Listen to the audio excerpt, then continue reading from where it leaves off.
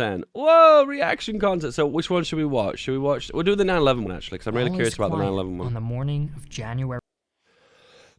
Have you seen the Emu War? Yeah, it's a very over-talked about subject. I wish people would stop talking about the Emu War. I'm so bored of that topic. It's nowhere near as interesting as people make it out to be. All right, here we go. So this is a 9/11 kids doc. Tells the story of kids in the classroom with Bush that morning.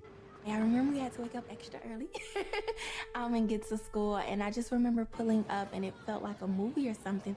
On September 11th, 2001, Dynasty Brown and her second grade classmates at Emma E. Booker Elementary School were waiting for a special visitor to join their reading class. Mr. Bush. President George W. Bush was visiting the school to promote his nationwide education initiative. In the middle of reading to a class, President Bush was alerted of an attack on the World Trade Center in New York. Something was bothering him, and it's kind of like he was in another world. Sandra K. Daniels was the teacher in the classroom that day. What happened? Did I do something wrong? Did I say something wrong? Less than half an hour later, the president broke the news at a press conference at the school. 2 airplanes have crashed into the World Trade Center in an apparent terrorist attack on our country. I realize we're actually hearing the Crusader Kings 3 music in the background. Okay.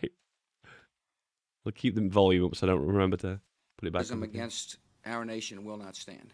19 years later, Daniels and Brown reflect on their shared experience that day. They were carefree, innocent children. We went from high emotion.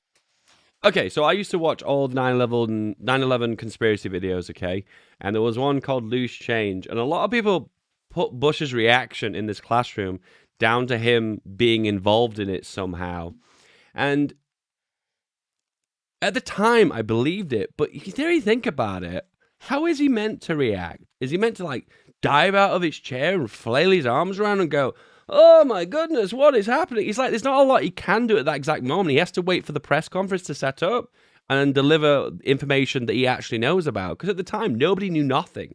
I remember when it happened, I remember watching either Sky News or BBC News, people were saying that it was an accident. Even with 2 planes, people were like presuming it was an accident. They just didn't know at the time. That's the one thing though about breaking news. There's something you can learn about. When an event happens, it's just happened. The information that comes out is always 100% bad. And if you see people on Twitter talking about a certain event that's happened within the last 12 hours, you know in most cases it's full of shit. Just you're gonna have to trust the mainstream. Oh god, you're gonna hate me for this, but you're gonna have to trust the mainstream media sources when they have a bit more time to gather the information up. But you know, for the most part, breaking news is usually mostly trash. That morning to whoosh, low emotions. I remember she was sitting behind her desk, like eyes bloodshot and crying, and seeing that was kind of like seeing your parents cry for the first time. You never see them weak. So very emotional. Joining us this morning is the teacher of that second grade class, Sandra K. Daniels, former student, Dynasty Brown. Good morning to both of you. Good morning. Ms. See, this puts it to perspective that it was like 20 years ago, doesn't it? Oh my god, it's 20 years ago this year. I've just realized. Damn. This is something that aging is not something you're consciously aware of, okay? And you only get reminders of aging when you look at old photos, or in this case, look at documentaries from the past, and you're constantly reminded of like how quick, how much aging exists. I guess it's kind of like a dripping tap, isn't it, into a bucket. You never really see that bucket filled with water, but if you come back to it in a few hours, you see that it's filled a lot of water. And I feel the same way about aging. You know, it's not something you visually see, but then you're reminded of it every now and then with either pictures or old videos. Daniels, it's been 19 years since that day. You were the second grade teacher in that classroom that morning, and you said you noticed something was wrong when you saw that man whisper into President Bush's ear. How did the mood shift from there? Well, I knew something was wrong because that was not supposed to happen.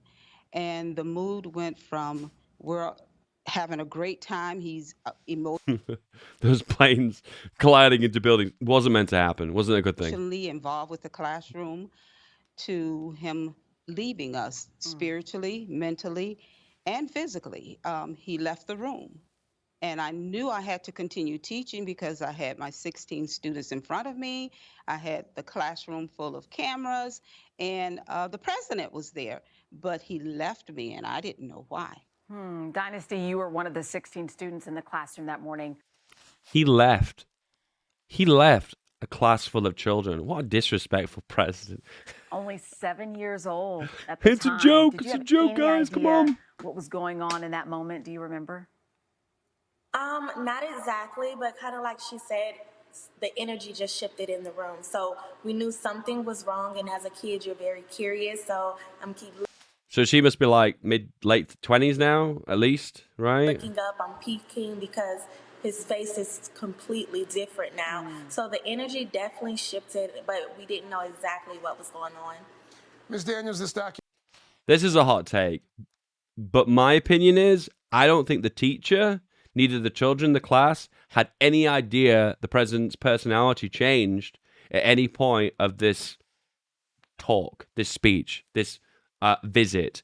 I think they only really knew is because it got talked about a lot afterwards. Maybe the teacher would have noticed, but I don't think the kids would have. I don't know. I don't know. Me as a kid, I wasn't very socially aware, so I would have never picked up on something like that. But it's interesting after when an event's happened and you get reminded of like, he acted so strange, he acted so weird. And then you see all the clips and it's like you'll piece it all back together. I don't know, memory's a bit of a weird thing. Documentary 9/11 Kids. It was shot over a year and a half period from 2018 to late 2019, following the lives of 6 out of those 16 students who were in that classroom that day. I know that the relationship between a teacher and a student is a special one. My mom was a teacher for almost 30 years. So how are the other students? Well, the I'm not going to lie to you, this is a little bit stale. years have separated, or we haven't seen each other for Oh, is this like a reunion? a moment. The moment we do connect, it role History. Daniels, ME book, there are contributions that can be made. Told us this. She said, I'm going to take you all to the White House. She bought. and Don't call teachers by their. All right, okay. I, for the most part, I thought there was a bit more content in there, but it was just an interview. Why the jacket? Because I'm in my garage and it's a bit cold. So I thought I'd put a jacket on to be nice and warm, to be comfortable for you guys. Yeah. These kind of like daytime talk show style interviews are always a bit lame, aren't they? Because they all ask them, how did you feel? What was your reaction? What are other people's reactions? Did they look shocked? I'm like, wow. Dear. Is there anything else we can read about 9/11? There we go. Can we like 9/11 facts or something just to add an extra 9/11 facts?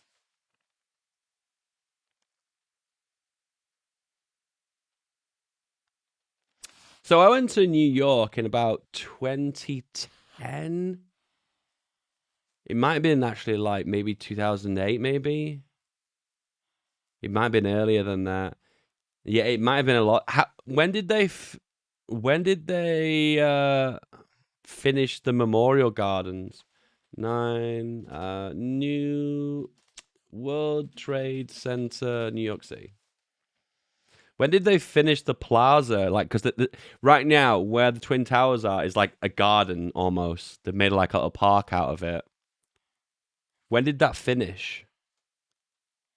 Because when I turned up, it just looked like a construction site.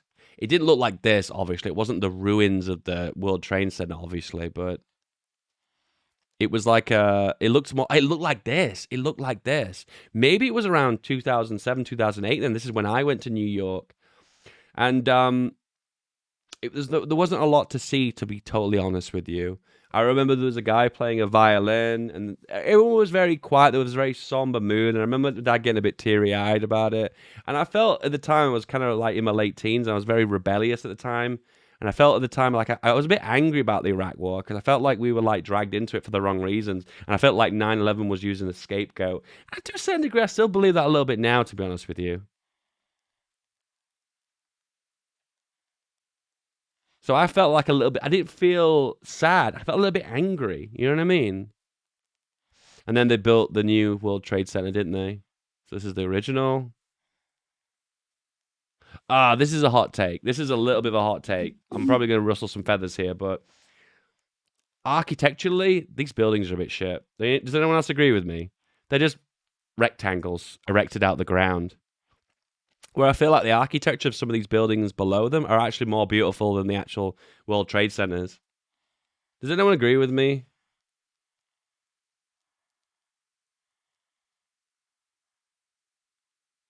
Yeah, I don't know. I thought I personally think the new World Trade Center that they built, the new one, architecture looks beautiful. I like the look of it. What's it called? The new one, One World Trade Center. Let me see if I have a picture of it. I thought the new one looks so much beautiful. Oh, it looks so good. It looks so good. It reminds me a little bit of the Shard in London. Obviously, significantly taller than the Shard. Obviously. No, I think architecturally it looks absolutely way better. I think it's not massively different, funnily enough. It's just got this. There's probably an architectural term for it, but like there's got like a banking on one side.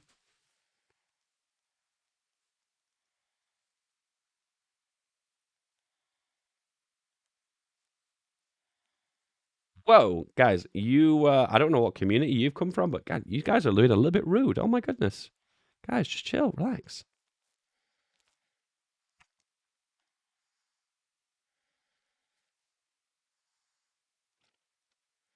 Guys, just relax, man. What's with the? You guys feel a little bit tense, man. You guys need a virtual massage. Would you like give Female Gaming to give you a virtual massage to like calm you guys down? I don't even know how I would do this. Oh, let me get my hands behind you and give you a good back rub to chill you out a little bit. You guys in the chat getting a bit excited, man. Just chill, relax, guys. We're all friends in here, okay? We all love each other. There's no need to get a little bit too excited. Just relax, guys. Relax. Okay. No, I personally think the World Trade Center's architecturally probably looked a little bit too rectangular and too much corners. Not that it really matters; they're just buildings at the end of the day. But I think definitely the look of the new Trade Center looks fantastic in comparison. Yeah, it's building the new one here. See, this building here, like the one with the dome here, still exists. I wonder kind of how much the renovations cost after when the tower came down. Because I imagine that the dust cloud that hit this building probably caused a lot of these either windows to blow out or cause a lot of actual interior damage to this building. I'm just using this as a random example. So I wonder like how much it would have cost to renovate this building after when it would have happened. Because I imagine it would have been incredibly expensive. How many people died in 9/11? I don't actually know. I think that's important. We should touch on that. Let's have a look. Can't even find it. What? I would have thought this would be under the numbers on the right side, but it's not. Oh, we're on one trade center. That's why. Oops. Oops. Anyway, about 4,000. Yeah, let's see. I think sometimes an issue when more than like 100 people die in a specific event, it's really hard to digest those large numbers. And I think when you say 4,000, I think you're sometimes lost on how many people that actually is. It's kind of like when people talk about stars in the galaxy, and they talk about the numbers with that. Like this is I think this is the Hubble Ultra Deep Zone. Like all of these are galaxies, not stars. And each of these galaxies are made up of hundreds of thousands of stars. It's so hard to grasp your mind around these large numbers. Our brains aren't really developed to deal with numbers over 100 pretty much. It's just hard to visualize them, you know? That's why people always use like examples like stadiums full of people to reference those large amounts of people because it's hard to grasp those numbers in your mind.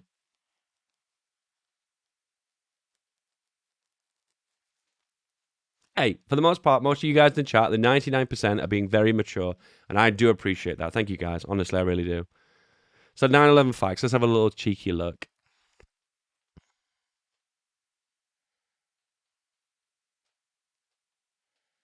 Yeah, there was 4 planes, wasn't there? 2 went into the trade centers. 1 went into the Pentagon. And Flight 93 is what they made the movie out of. You know, funnily enough, I thought that Flight 93 movie was a bit lame when I saw the trailer to it. But when I saw the movie, it was actually surprisingly compelling. It made a very good suspense movie. And I remember it came out not long after when the actual event happened, only like 5-10 years after when it came, which I felt was a little bit too soon. But funnily enough, the movie did give it justice, which I thought was actually kind of reassuring. How many people died in 9/11? 2,996 people died. Damn insane.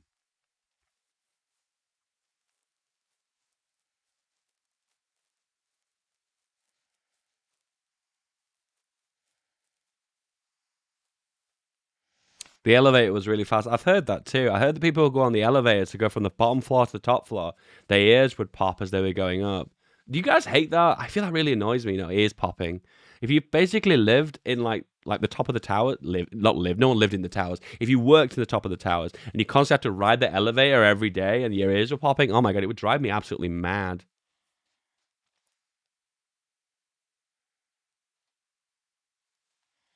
View from Empire State Building. The highest I went up in New York was up of the Empire State Building.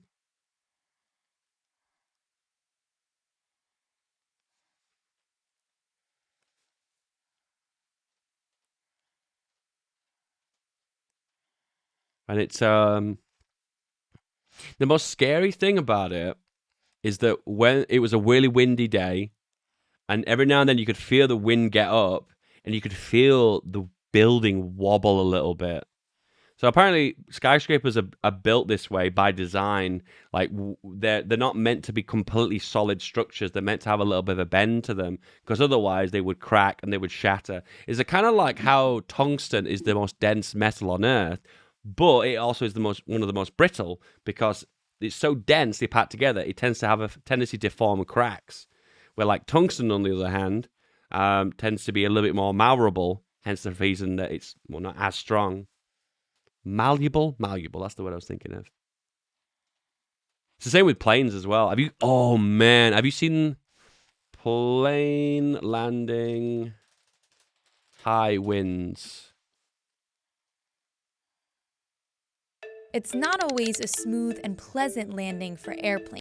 There was a clip of a plane landing, and it was so high winds, you could see the wings wobble. It was so intense. Wings wobble. Cat toy. What? Plane. I guess it just shows the bend that aluminium has before it snaps. I want to see if I can find a clip of it. Plane wobble in Windsor Airport in England. England, I'm from there. This amateur pilot, he's not even facing the runway. What a nub! Come on, guys. Come on, guys.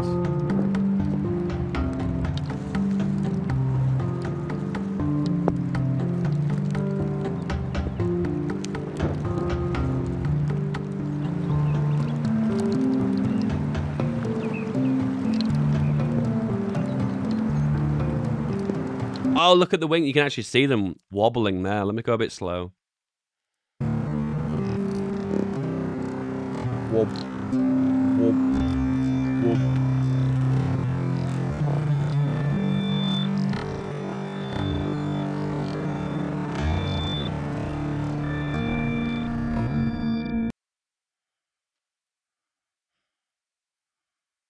It's a real test of your ability to be a pilot, isn't it, under these specific conditions?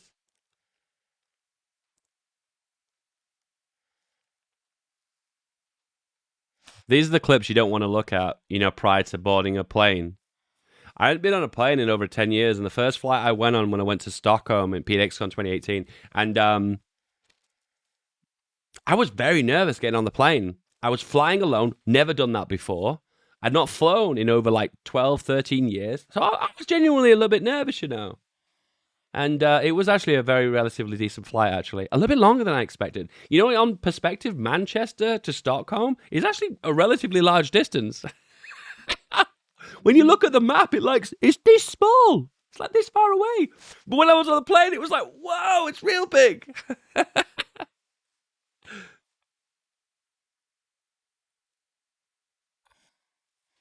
What's it like being on a plane? I don't know. It's an experience. It's a bit like a roller coaster, isn't it? It's not quite just like sitting. You're from Manchester? No, I'm the closest massive airport to me is Manchester Airport, but I live nearish to Manchester, I guess. Landing a big metal thing is hard though. How much do pilots get paid? Pilot salary. I'm curious if it reflects on how much they earn. Is that necessarily true? Does skill usually equate to salary? Can sometimes, I guess. Pilot starting salary is 24,000. That's recently paid. Large airlines 28,000. For larger airline companies, an airline captain salary in the UK can be 150,000. What? So it can scale up to 150k. That seems too high. That seems too high. I was talking to my girlfriend about that recently. I like how being a pilot, maybe in the 70s and 80s, was seen as very prestigious. And these days, it's more common, probably due to budget airlines and the amount of pilots required. I guess when there's more pilots, I guess it becomes less of a niche thing, and it loses some of its sparkle when there's so many of you, I suppose. The Chinese food in Manchester is amazing. I love the food in Manchester, full stop. There's so many, like a good wider range of food there. There's like a falafel place not far from the train station, and it's so good. Every time I go to Manchester, I always go to that falafel place. It's so good. Oh, it's so good. So good. Anyway, guys, that's pretty much it. I hope we learned something about 9/11, a little bit about conspiracies, a little bit about pilots. I think we've a broadened horizon. You guys in the chat have been relatively well behaved. Maybe we'll talk about another subject. I don't know. All right, anyway, thank you, YouTube. Don't forget to subscribe and like. Love you. Love you. All right, back to the video memes. Maybe. Okay, I need